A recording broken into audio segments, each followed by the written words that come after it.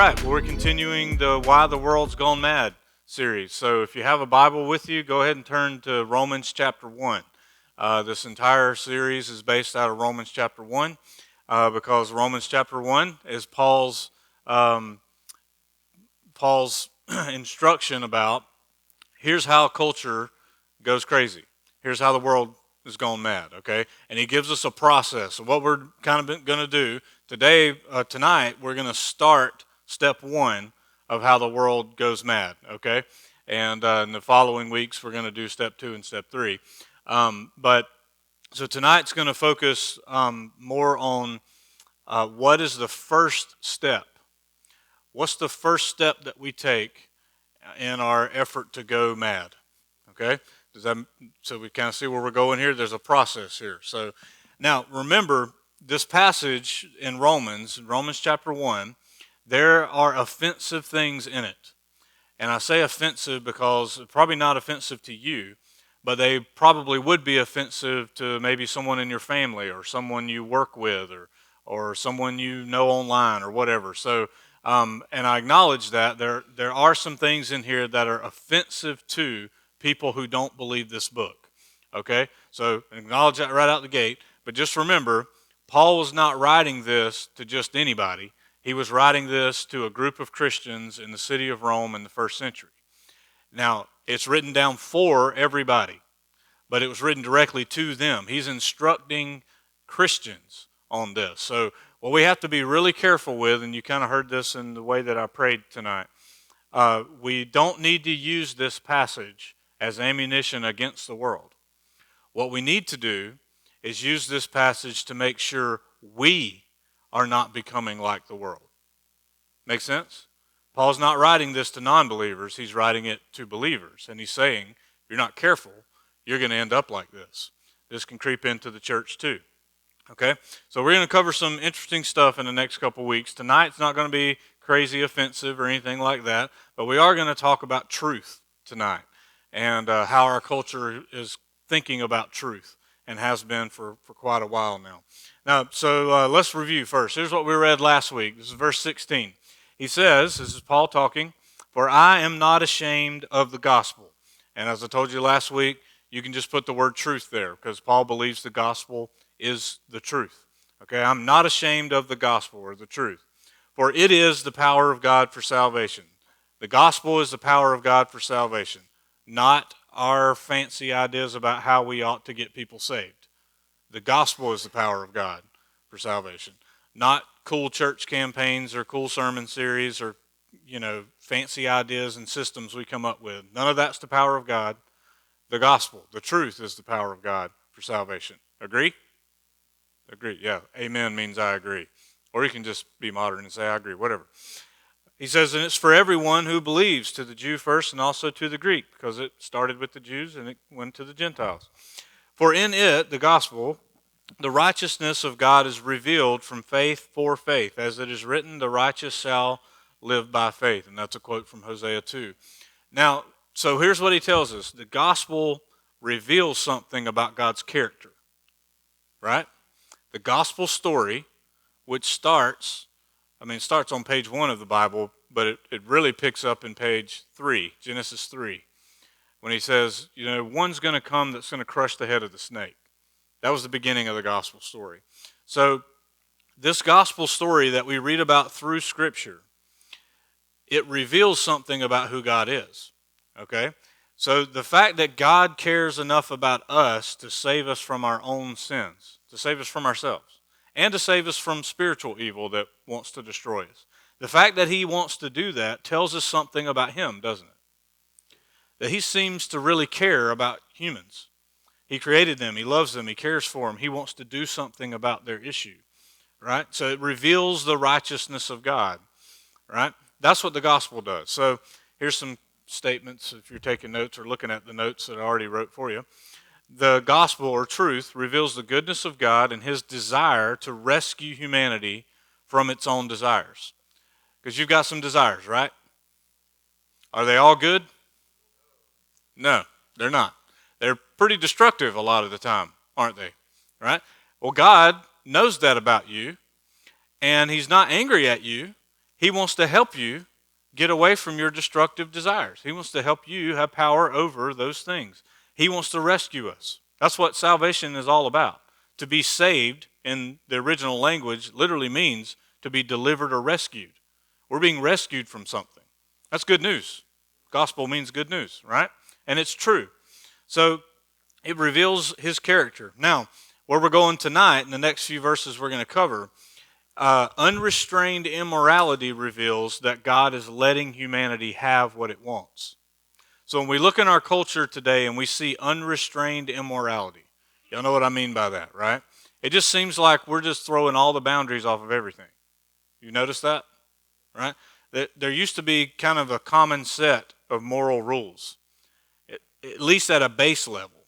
I mean, we could disagree about all kinds of things, but at least there were some things that, like, okay, here's the line on this one.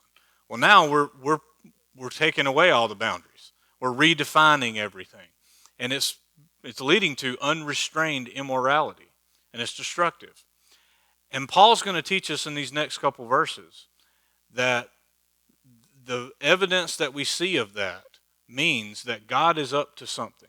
God is letting us get what we want. Because what's going on in our culture right now is groups of people are trying to get what they want. And it's working. And the question is why? It's because God, in my viewpoint and the way that I do my own theology, okay, from my reading of Scripture, God gives everybody a choice. You have free will. And He will let you do what you want to do. He will do all kinds of things to try to change your mind. He will. And sometimes, I believe, God can step in and do some things. He doesn't violate your free will, but He can step in and modify your trajectory, right? You're headed in a certain way. Sometimes He knows, oh, I can see way out there in the future, and I can see what this is going to do to you. I'm stepping in, right? But ultimately, He lets you choose. So what happens is, when we start seeing this unrestrained immorality in our culture, Paul would say this is evidence of God's wrath. Now, this is the part in the Bible we don't like to talk about, God's wrath. Okay? We're going to define that tonight, at least Paul's definition. Okay? I'm not going to give you my definition. Well, I will. I agree with Paul. Okay? But Paul's going to describe for us, this is what it means to be under God's wrath. This is what God's wrath is. And what you think about God's wrath, I'm going to just guess, is different than what Paul's about to tell us. Okay? All right, so let's go ahead and go there. What is God's wrath? Well, we often view God's wrath as God adding punishment to us for something we've done, right? If we're under God's wrath, then that means God must be doing something to me. Is that a common way to think about it, right? Okay, so if I'm going in some bad direction, maybe I'm making a set of bad decisions, and then some bad things start happening, and we assume, well, maybe that's God's wrath on my bad decisions. He's adding something to my life because He's upset with me, okay? It's natural almost for us, especially if you've been raised in church and you've heard some really tough sermons. You've probably been kind of programmed to think that way, all right? But here's what Paul's going to do. Paul's going to describe God's wrath as God letting people have what they want. He's going to tell us this is the revealing of God's wrath, okay? So it's not something God has to do to you. It's Him letting you do it to yourself. Make sense? Now, doesn't that tweak your idea about God's character a little bit? Like, okay, so I was thinking God, when He gets angry and He gets wrathful, then He like strikes people with lightning. He's adding punishment, right? Or He gives them cancer, or some crazy disease, or He takes one of somebody's family members from them to punish them for something they did wrong. We think of God's wrath that way. Or we think of biblical examples like the flood in Genesis chapter 6 through 8, right? The flood, we think that was God's wrath. Do you know that passage says nothing about God being angry? It says God was sorrowful, and it was a rescue mission. Humanity, it tells us right there in the passage, in the flood passage, humanity was going to kill itself off. The earth was filled with violence and everybody was full of evil and they were killing each other off. It was headed to extinction. The flood was a rescue mission, not an extermination. Make sense? That may be a different way to think about it, and you may have to think about it for a long time. I certainly had to. So don't use the flood as, well, this was God's wrath. The flood was a rescue mission. The cross is a rescue mission. Right?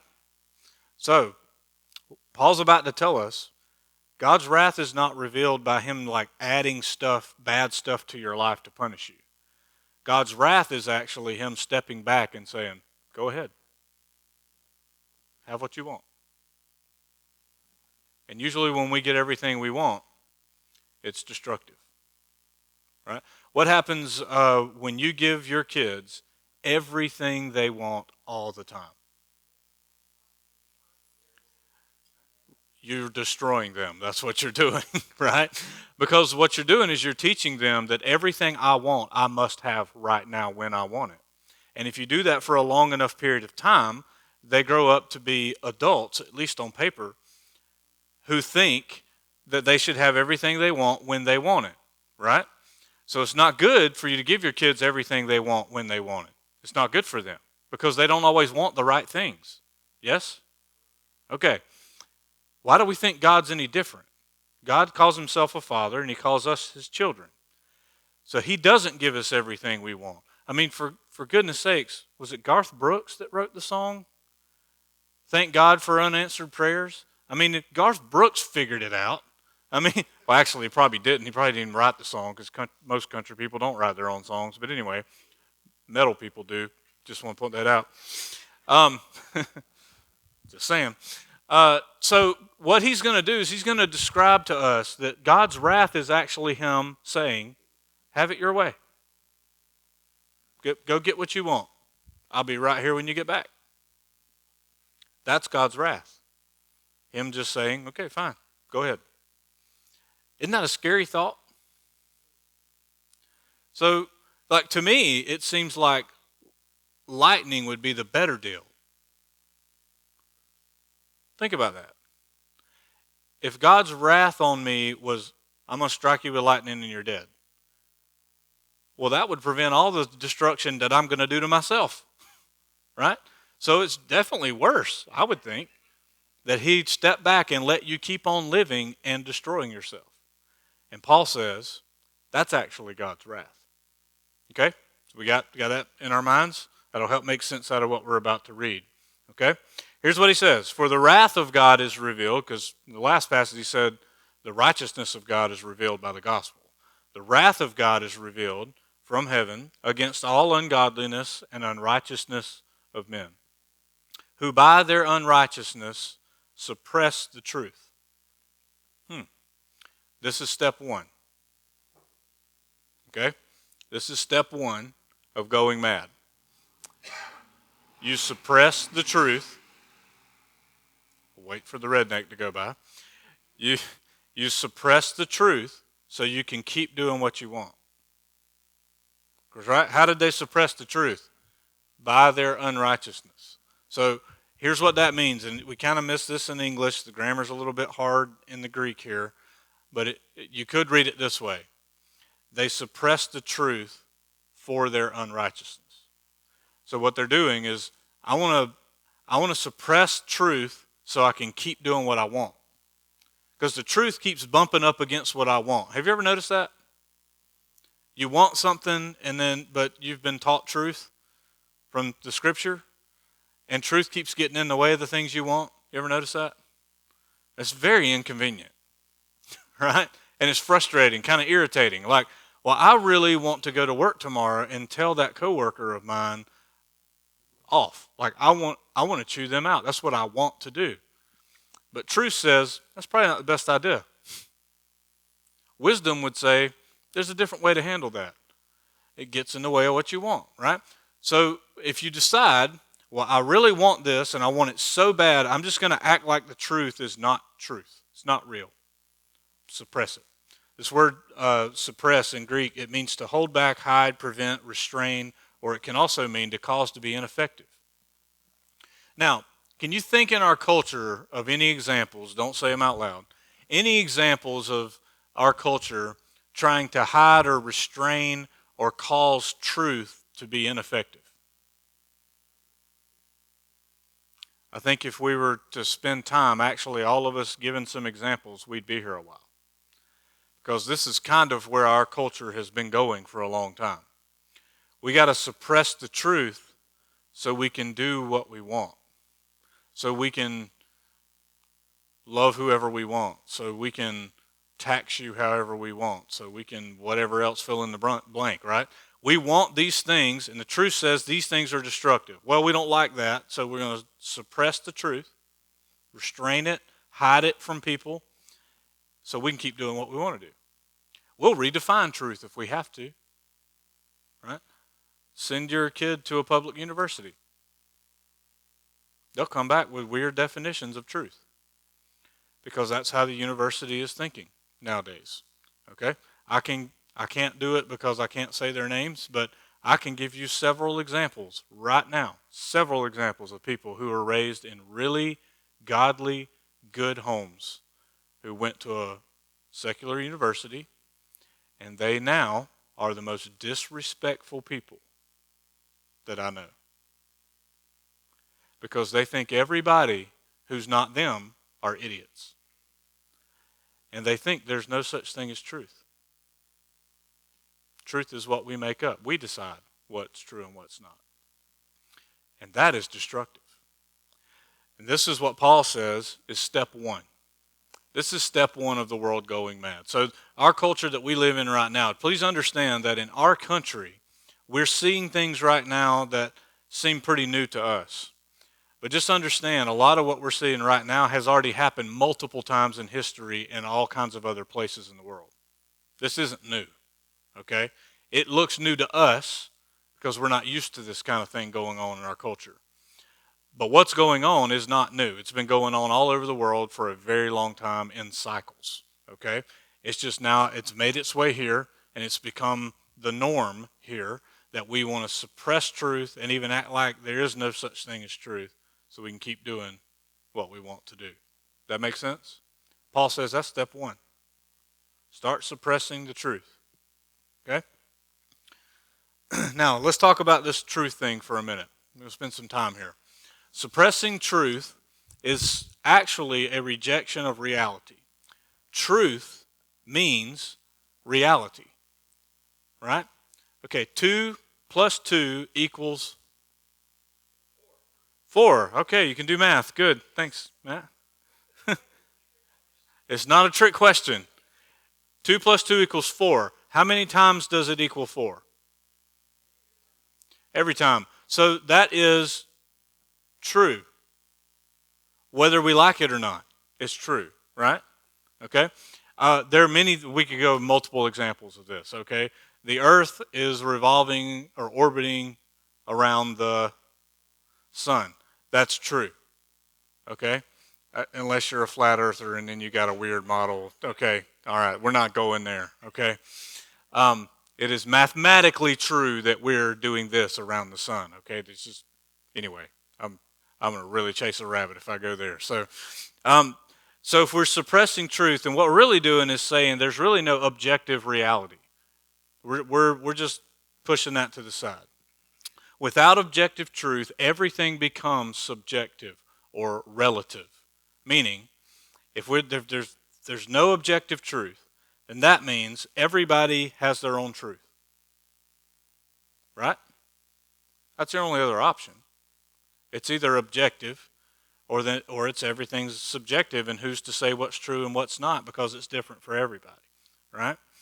Now, what we call that often in the area of morality, what's right and wrong, we call that moral relativism. This is popular, much more popular than you think, okay? Just go hang out at some public universities and watch, sit in, audit a few classes. Had this idea the other day, side note, okay, I won't take but a minute here. Had this idea the other day that parents who are about to send their kids to college, like if you got kids in late middle school, early high school, here's what you ought to do. Go to that school you're going to send your kid to, and you can pay a fee. It's called an audit fee, and you can sit in the classes they're going to have to take. Now, you have to pay for that, and it's not cheap, but I think you owe it to your children, if you think you've got to send them there, to go find out what they're going to teach them.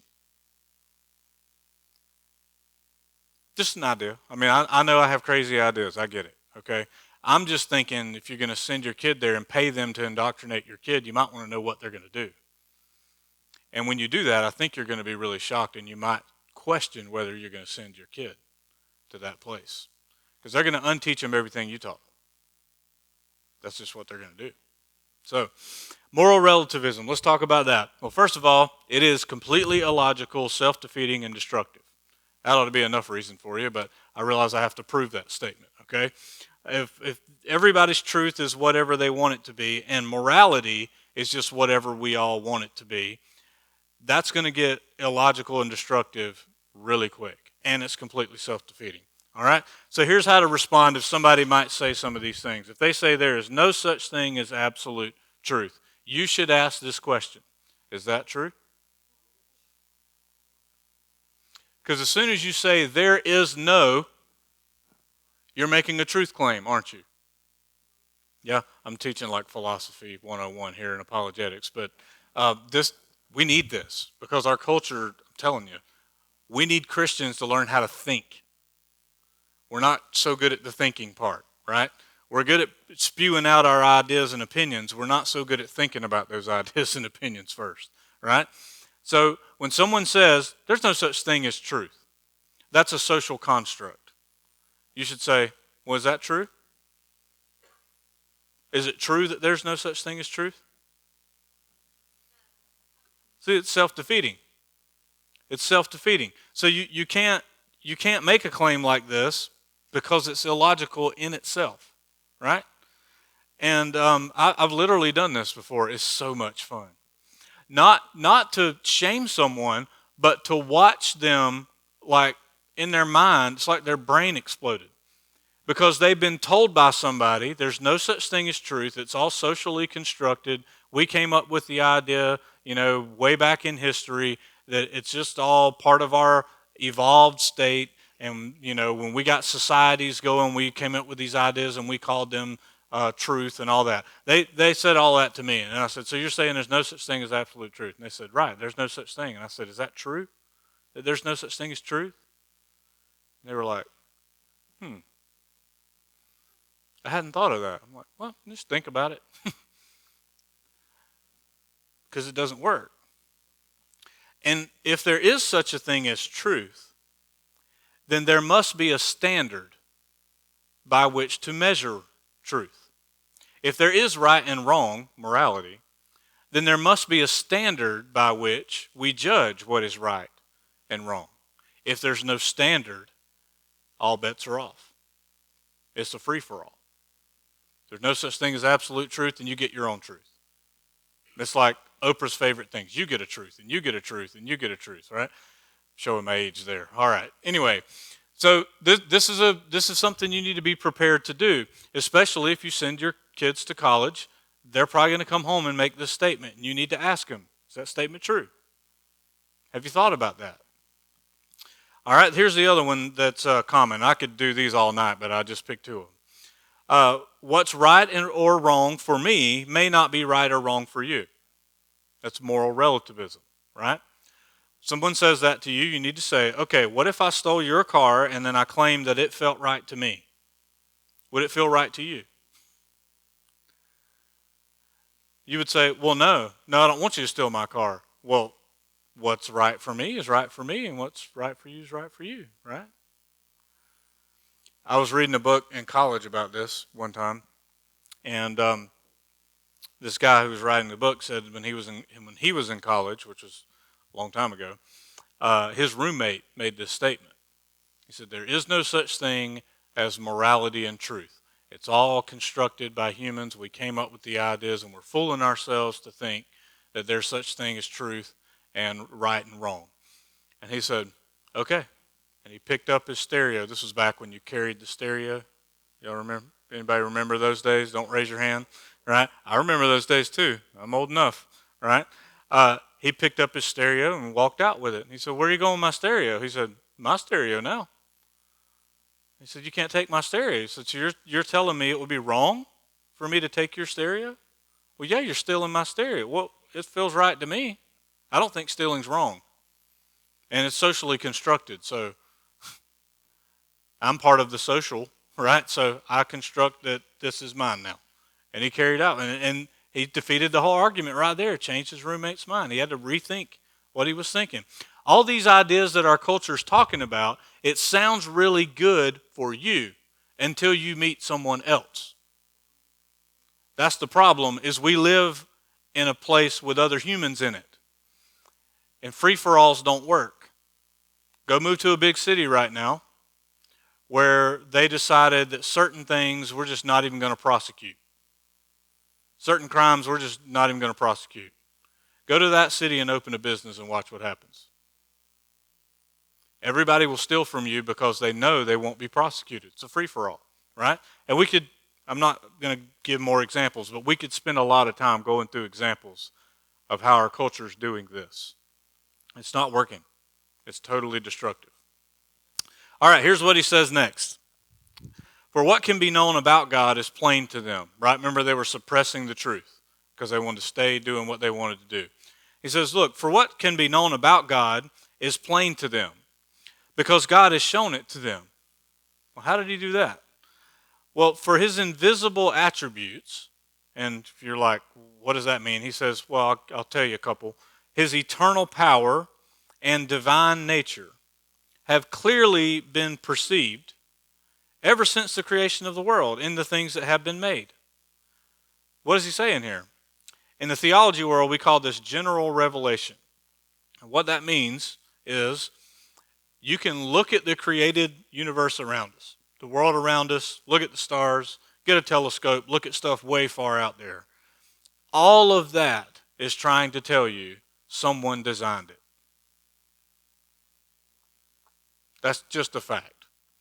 When you look at everything that's in our universe, if you can look at all that stuff and go, I think it's all by chance, you really don't understand math very well, right? The fact that we're alive in this moment is statistically impossible. But we're here, right? Everything in creation screams that there's a creator. It just does, okay? Now, that's what Paul's getting at. He's saying, look, nobody can say that God hadn't revealed his divine power and divine nature, that he's a God, that he's God. He's all-powerful. Nobody can say that. Now, sure, people can say, well, I don't believe that. But that's not an excuse. He's saying, look, it's been shown that there is a creator, that there is such a thing as truth, and there is such a thing as right and wrong, righteousness, right? And he says the creation has revealed that to everybody. This is why no matter where you go in the world, even way back in ancient history, everywhere you went, everyone was religious. Okay? We're more secular today than we've ever been. Now, you might chalk that up to say, well, yeah, but back then everybody was primitive and, every time it rained, they thought a God was doing it for them and all that.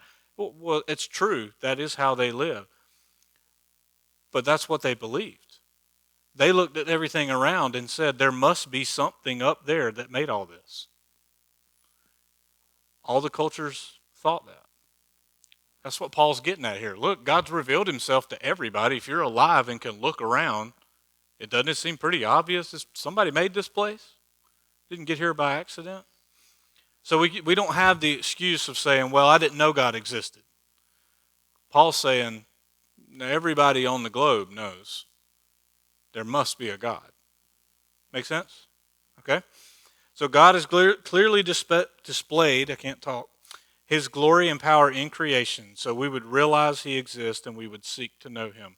I'll read you a passage. It's in your notes somewhere. Here it is. Psalm 19, verse 1. It says, the heavens declare the glory of God. The heavens, it means Look up there. All that stuff that's up there in the night sky, that declares the glory of God, right? And the sky above proclaims his handiwork. The Apostle Paul, when he's preaching in Acts chapter 17, he's preaching in Athens, which was a pagan, very, very pagan city. He said this. This is Acts 17, 26 and 27. It says, "And he made from one man every nation of mankind to live on the face of the earth, having determined their allotted periods and times and boundaries of their dwelling places." Why did he do that? That they should seek God and perhaps feel their way toward him and find him. Yet he is not actually far from any of us. That was Paul's sermon in a pagan city, more pagan than the city we're sitting in, the country we're sitting in. Athens was full of idols. And he sees one there that says, "To an unknown God," which is basically their way of saying, just in case we forgot one, we'll put a statue up for him too. And he says, "I want to talk to you about that one you don't know." And he gives this beautiful sermon, and that's toward the end of it. He says, all this that we see, God did all of this so that we would realize that he exists and that we would reach out for him. And we'd find him when we did that, because he's not far from any of us. That's good news. He's not actually, you can actually reach him. But you have to seek him, right?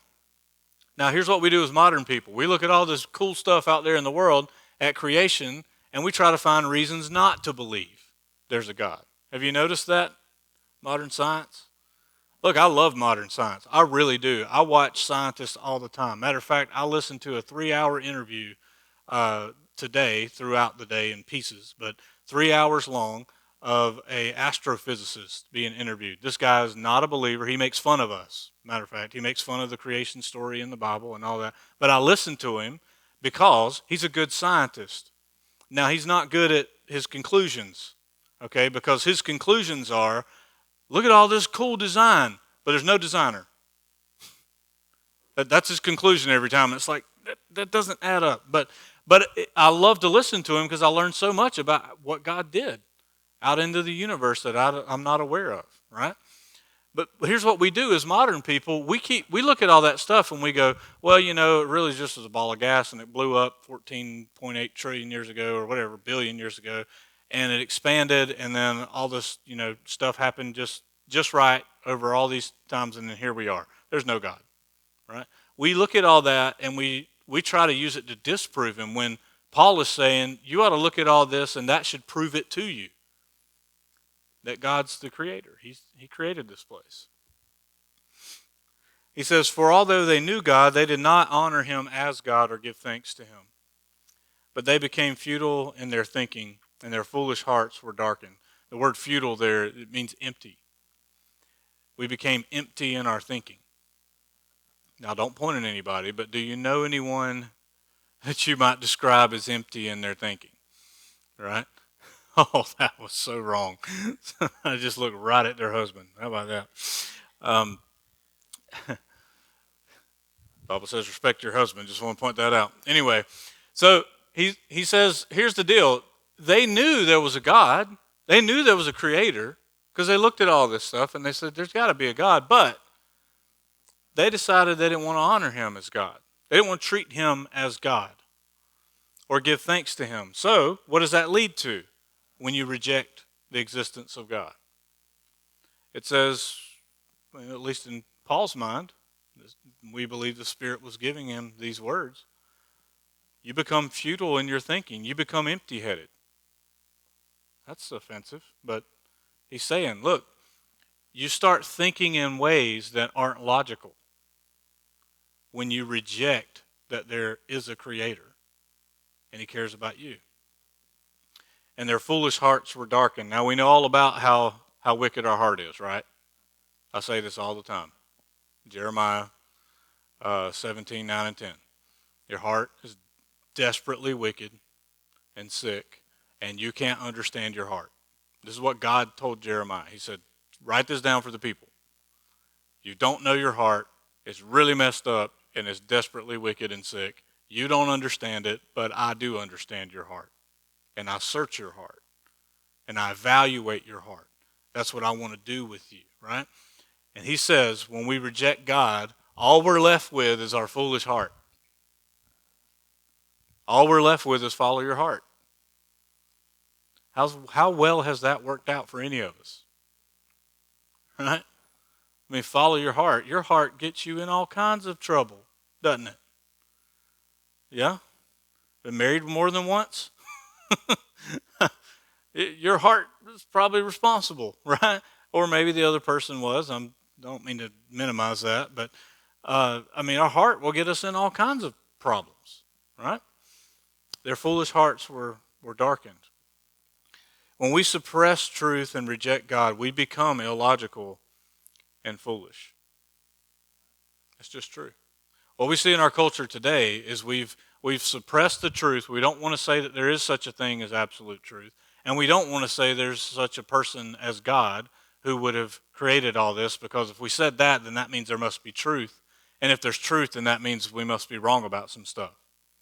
And we can't be wrong. How many of you just love being wrong? I used to hate being wrong, and now I enjoy it. Because I'm wrong so much now, I just said, I'll just enjoy it. I mean, because here's the thing. If you can never be wrong, you can never learn. You can't. If you're always right all the time, then you know everything. You have nothing to learn. Right? So I'm willing to be wrong.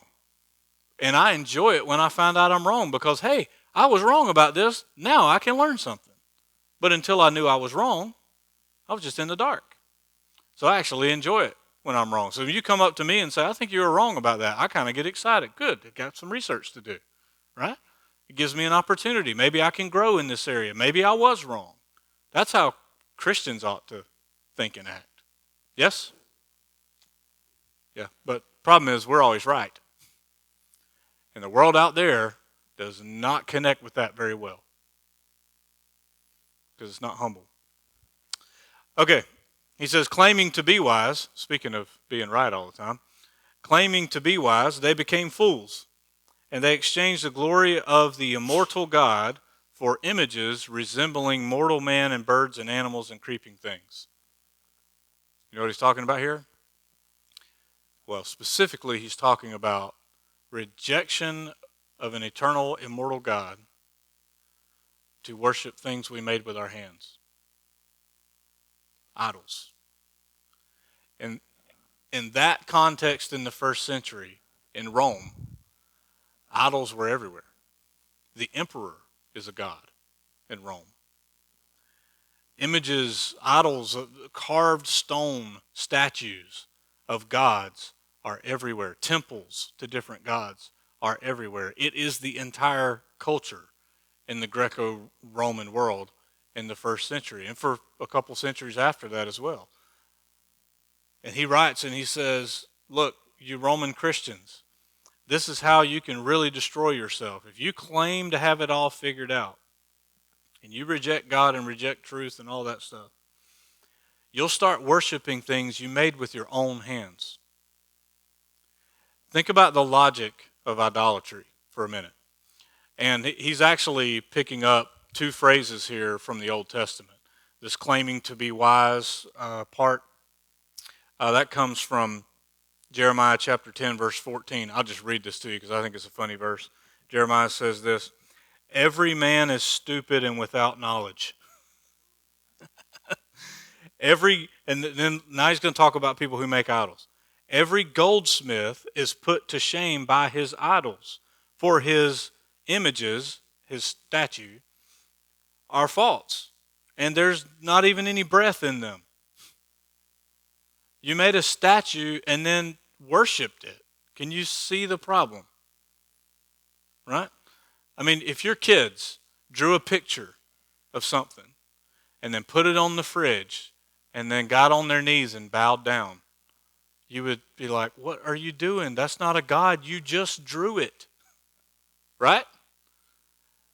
That's what he's pointing out here. That's what Jeremiah was pointing out. Paul's picking up on this. He's got the Old Testament all in his mind. And then this exchange the glory of God for idols, that's Psalm 106:20. where it says they exchanged the glory of God for the image of an ox that eats grass. Right?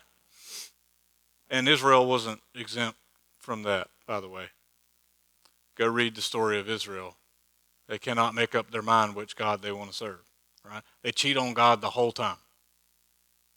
That's the whole story. When we reject our Maker, we begin to worship gods of our own making. That's all you have left. If we reject our Maker, the Creator, who we call God the Father, when we walk away from Him, all we're left with is stuff that we made with our own hands. And they make terrible gods. Materialism, which is what our culture runs on, isn't it? It's a terrible God. It doesn't love you. It doesn't do anything for you. Materialism, all it does, okay, in Jesus' day, that God had a name. It was Mammon. We read that and we think he just means money. That was a literal God's name. It was an Aramaic name for a God. It was the God of materialism. And here's what that God does for you. It constantly tells you you don't have enough. What God do you think our country's after? Mammon. That's why we're not satisfied ever. You get this, and it's not good enough a year later. You build, your neighbor builds a new house, and now your house doesn't look so good anymore, right? So you go build a house, and on the other side of you, a new neighbor shows up, and they build twice the house you built. It just never ends, right? And by the way, I mean, a brick house is nice, but double wides work just as good. I'm trailer trash, if you hadn't figured that out, right? You know, so, I mean, this is what we do. If we get away from the true God, we always turn to something else, and we make it the God of our life.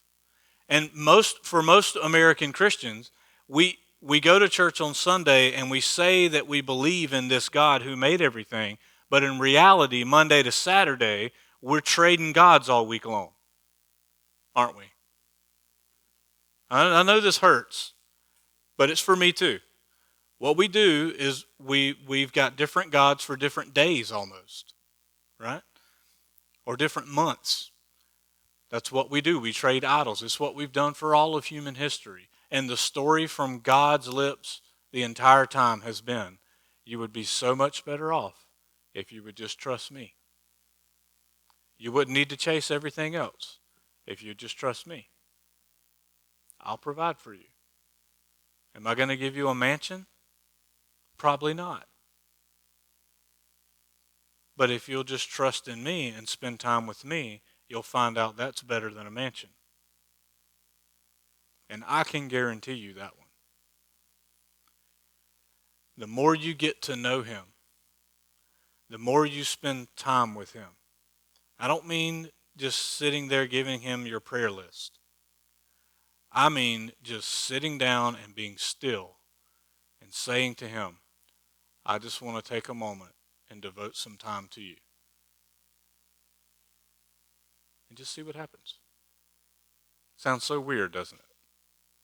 Because you're going to think the whole time I'm not accomplishing anything.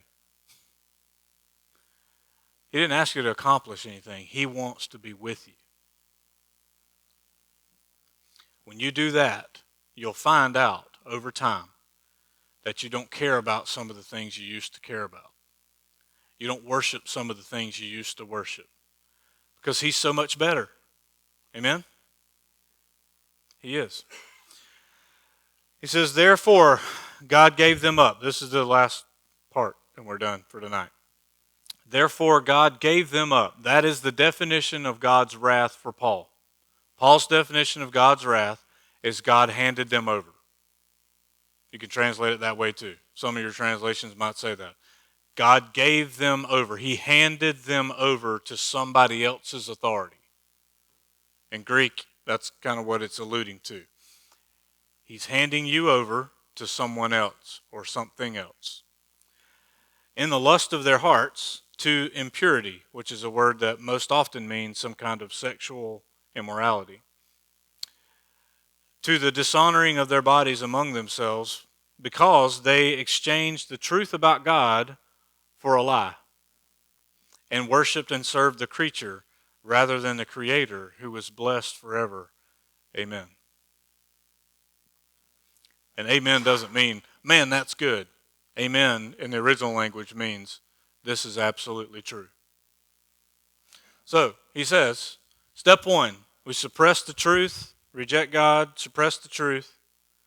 God says, okay. And he hands us to ourselves, or to our enemy. And he says, here you go. Try that for a while. Let me know how that goes for you. I'll be right here when you get back. It's like the story of the prodigal son. The son finally comes to the end of himself. He comes home. You notice the father in that story does not ever punish the son while he's gone or when he gets back. Isn't that interesting? There's no wrath in that story. All the wrath in the prodigal son story is what the prodigal son did to himself. The wrath he brought on himself made him come to his senses and go home. And what happens when he's on his way home, rehearsing his little speech in his head of how he's going to convince the father just to let him be a slave in the house because he thinks he can never be a family member. He's rehearsing that on his way, and his father sees him way off in the distance and runs out there, throws his arms around him and kisses him, and doesn't even let him finish the speech, and then goes home and throws a party. That's the kind of God we're talking about. He doesn't have to do it to us. He just has to give us up. If that's what you want, you just got to have that. Here you go. Have all of it you want. And when you're on your way back, I'm going to come halfway,